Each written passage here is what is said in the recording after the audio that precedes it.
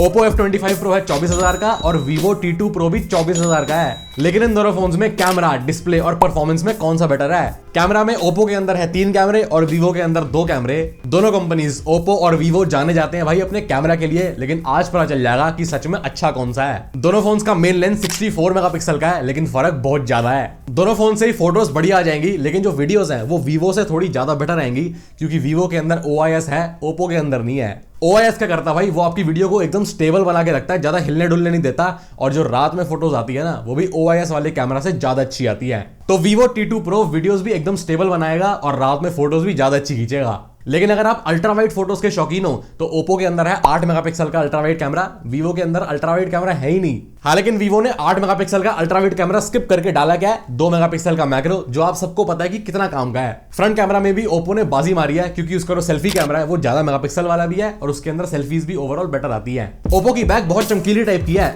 Vivo की भी चमकीली है, लेकिन Oppo की तो कुछ ज्यादा चमकीली है। दोनों फोन्स को अगर आप नंगा यूज करोगे ना, मतलब बिना कवर के, तो उंगलियों के निशान दोनों पे ही नहीं पड़ेंगे, क्योंकि दोनों की जो बैक है वो हल्की हल्की मैट टेक्सचर वाली है, जो बहुत बढ़िया बात है भाई। हाँ, पर दोनों फोन्स के अंदर हेडफोन जैक तो है नहीं, तो गाने वगैरह सुनने के लिए या तो आपको वायरलेस ईयरफोन खरीदने पड़ेंगे या फिर इन दोनों फोन के स्पीकर पे सुनने पड़ेंगे, और स्पीकर दोनों के अंदर सिंगल है। 24-25 हजार के फोन में भी भाई सिंगल स्पीकर मिल रहा है, जबकि Vivo तो है ही कैमरा इन म्यूजिक। ये तो बड़ी गलत बात है यार। हम आंदोलन करेंगे, हम दिल्ली तक जाएंगे, पर बेटा हम तो रहते ही दिल्ली में है। अरे मम्मी स्वैग मत खराब किया करो मेरा। Oppo F25 Pro पानी और मिट्टी से थोड़ा ज्यादा सुरक्षित है, क्योंकि उसके अंदर जो IP रेटिंग है वो बेटर है। Vivo की IP रेटिंग भी ठीक ठाक है। दोनों फोन्स के डिस्प्ले में सारी चीजें सेम है, सिर्फ 2 को छोड़ के।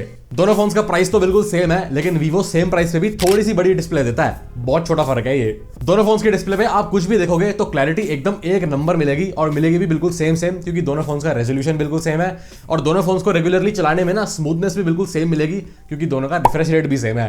पर दोनों फोन्स चलते बिल्कुल स्मूथ है। और अगर आप मूवीज या वेब सीरीज अपने फोन पे देखना पसंद करते हो तो रंगों की एकदम बौछार हो जाएगी आपके मुंह पे, क्योंकि दोनों के अंदर एमोलेड डिस्प्ले है। लेकिन अब आप बोलोगे कि गर्व भाई फिर दोनों फोन्स के डिस्प्ले में फर्क क्या हुआ? सबसे पहला फर्क है कि भाई Oppo की डिस्प्ले की जो बेजल है ना, वो Vivo की डिस्प्ले से बहुत ज्यादा पतली है। और दूसरा फर्क है कि आपको Vivo के फोन के अंदर कर्व डिस्प्ले मिलेगी, जो सामने से देखने में बहुत सुंदर लगती है, वहीं में Oppo में बिल्कुल फ्लैट डिस्प्ले है। अब हो सकता है कि भाई आपको बिल्कुल फ्लैट डिस्प्ले पसंद हो, क्योंकि आप थोड़े गेमर शेमर टाइप के बंदे हो, लेकिन मेरे को तो भाई कर्व डिस्प्ले बहुत सुंदर लगती है, क्योंकि मैं गेम्स खेलता हूं नहीं। लेकिन भाई कर्व डिस्प्ले वाले जितने भी स्मार्टफोन होते हैं ना, उनको बड़ा संभाल के रखना पड़ता है, बिल्कुल बच्चे की तरह, क्योंकि अगर वो बच्चे गिरे तो उनके टूटने के चांस बहुत ज्यादा होते हैं। और तो और कर्व डिस्प्ले के लिए भाई स्क्रीन गार्ड वगैरह भी बहुत मुश्किल से मिलते हैं। इतनी चपड़ चपड़ करता रहता है, कभी माँ को भी कोई फोन दिला दे, अरे मम्मी आईफोन लो अब आप, तेरी आईफोन की किस्तें तो खत्म हुई नहीं, मैं कहां से ले लूं आईफोन? टिंडे तू खाता नहीं, स्कूल तू जाता नहीं, कॉलेज तू जाता नहीं, पढ़ाई तुझसे होती नहीं, जीना आराम करवा।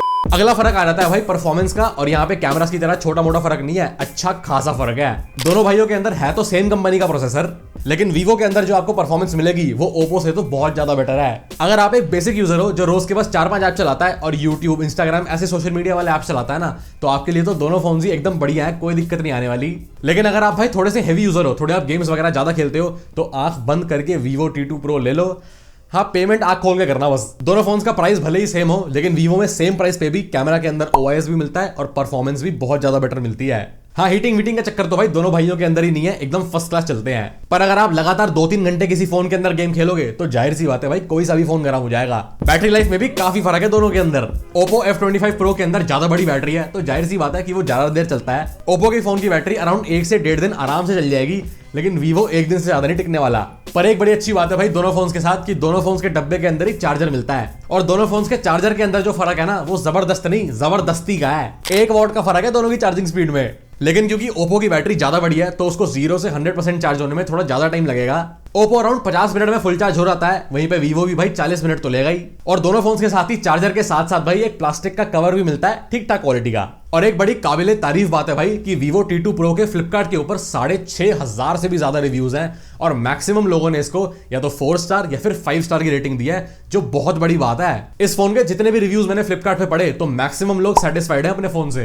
इससे पता चलता है कि भाई Vivo सच में फोन बनाने में भी बहुत ज्यादा ध्यान देता है, ना कि सिर्फ अपने होर्डिंग, बिलबोर्ड और पोस्टर छापने में। यूजर इंटरफेस दोनों फोन्स का मोटा मोटी सेम है तो दोनों के अंदर अलग अलग यूजर इंटरफेस, लेकिन क्योंकि Vivo T2 Pro को लॉन्च हुए 4-5 महीने हो चुके हैं, तो वो आया था Android 13 के साथ, और Oppo F25 Pro अभी गर्मा गर्म लॉन्च हुआ है, तो वो आया Android 14 के साथ। दोनों फोन्स के अंदर ही भाई फालतू के ऐप्स भर भर के मिलते हैं, लेकिन भाई Oppo सॉफ्टवेयर अपडेट्स के मामले में बहुत ज्यादा बेहतर है, क्योंकि पहले ही Oppo Android 14 के साथ आता है, साथ में Oppo वालों ने 3 साल के Android अपडेट्स, मतलब Android 15, 16 और 17 भी मिलेगा उसको।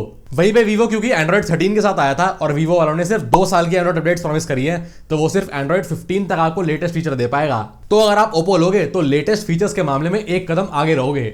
और तो और भाई Oppo के फोन के अंदर वायरस वगैरह घुसने के भी कम चांसेस हैं, क्योंकि Oppo देगा 4 साल के सिक्योरिटी पैचेस और Vivo देगा सिर्फ 3 साल के। तो मोटा मोटी बात यह है भाई कि आपके ऊपर डिपेंड करता है कि आपके लिए इन दोनों में से कौन सा स्मार्टफोन बेटर है, कि आप मेनली क्या यूज करते हो आपके फोन के अंदर।